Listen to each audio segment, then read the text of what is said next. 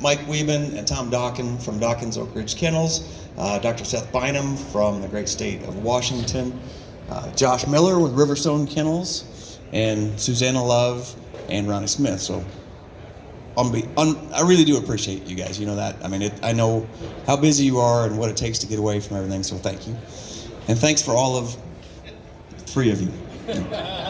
So I'm gonna happy to bring the mic around, but actually we can probably just talk too. But if you can't hear, we'll use the mic. But any questions, Tina? I do. Do you need a mic? Yes, I do. Will you hold it up to me, please? Thank you. Well, we gotta stay away from the thing. I'm recording this too as we go, so I have to be multi-talented. Is this live on the interweb? This will be live. My name is Tina Dokken. I'm with Tina Dokken Unleashed. Gabby's not here. She's the star. She's my chocolate lab. But I have my subscribers, all 100 of them, would like to know when someone buys a puppy, which will eventually become their gun dog, other than feeding the puppy Purina Pro Plan. Good start. What would you like to see them do before they come to training? And I'd like everybody to answer that question, please, because you're all experts and my subscribers want to hear from you.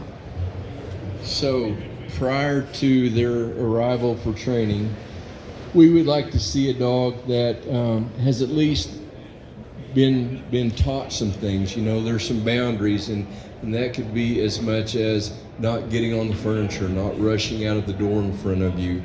Just some simple things, because that allows that dog to, again, learn how to learn, expose that dog to a lot of different environments.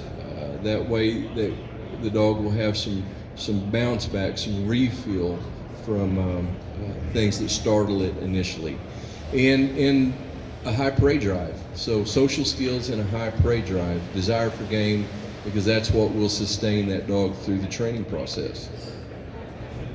I agree with all those, and I add, build composure and compliance and confidence. Expose those puppies to the world. Get them where they're confident walking into a new environment, and they're confident around new people, and that they realize that it's a good thing and not a bad thing. So that way they're easier to train and they'll learn faster.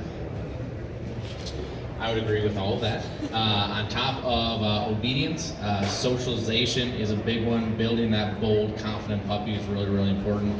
But obedience, at least starting obedience and starting to teach those commands, because there's nothing more frustrating than to get a puppy that gets dropped off for training, and the owner goes, "I didn't want to screw it up, so I didn't do anything." Right? Like you got to do something and start the process. So obedience and socialization are probably the biggest two for me. Kind of bounce off what Susanna said from a medical perspective. I do not feel qualified to make any kind of training comments here, but obviously fully immunized puppy would be fantastic. I think that's safe as they're in a new environment to protect the dog and to protect the kennel and the trainer as well. We're probably going to require that of you anyway. But I also think that you need to condition that dog, and this benefits the dog and me later as its veterinarian. Examine its mouth. Okay, examine its ears, mess with its feet, and when it fusses about it, keep doing it until it realizes that's what it has to do.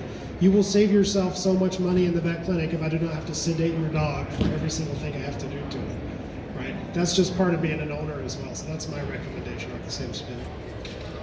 Well, we're going to see them first. They come in at 5 months old, and we're just going to have them for 2 weeks for bird and gun introduction training, so we have a small amount of time. So anything that they can do control-wise would be great in a real world. If they can't, and I always say this, when you come to us and you're going to drop your puppy off and you open that door to let him out, I would rather have him come and knock me over than to be hiding in the corner of the car, because it's going to take us 4, 5, 6 days just to play with him to be comfortable enough to even do anything in that course, and then we're wasting a lot of time. So socializing is as big as anything else. Obviously knocking you over is an exaggeration, but if I say that, they'll go, okay, you want a puppy who's happy to be there. And we know that. I mean, we can see it right off the bat. Well, it looks like we're going to have to play with him instead of training him for the first few days. So I wonder if you'll be... I got it. Well, to kind of build off this, some topics as a trainer that we see a lot is when a person comes in for maybe bird training, maybe deer antler training, the thing we always get is, well, I didn't want to do nothing because I didn't want to screw that dog up. And we find that really sets those dogs back, especially a bird dog that shows up at the facility and, oh, he retrieves the ball really great. It's amazing. And what we've had to go to now is actually, with the owner still there, introduce that bird and use the help of that owner to help get that same retrieve that they were getting on that ball or toy. So best advice I would have, especially if you're looking to create that dog as a bird dog, that socialization, all those things, new places, but exposing them to feathers, wings at a young age, electrotaping wings on a small canvas dummy, and really trying to avoid some of those toys and things that the dog probably loves those things, but is it really helping your retrieve? If the dog just takes that toy and goes and chews on it and lays and has fun, well, that's probably not going to help us in the future for that burr retrieve, because we've already created a kind of a habit of just playing on the retrieve. The other thing that I would throw out too is we use check cord ropes, especially with young dogs when we're working on retrieving and introduction to bird and gun. And a lot of these dogs have never been past having just a 6-foot leash on them. So having a check cord touch their legs, underneath them, that can be a very new thing to the dog. And those just one more step that trainer has to kind of get that dog conditioned and used to start the actual training that you signed up for. So hopefully that all helps. Thank you. Great job. And then you have to add too. You know I gotta add. I can't help myself. Absolutely. So, I don't like barking dogs. I admit it. I had 30-some dogs for a long time. I don't like them to bark.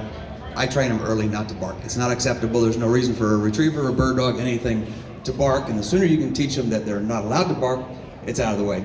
The other thing I train them to do is be in a kennel, quiet and by themselves. And they have to learn to go in a kennel and stay there, because in life they're gonna have to drive places, go places, be confined. And the first step to understanding confinement is in a crate. And the third thing I teach them is to eat. They gotta finish their meal.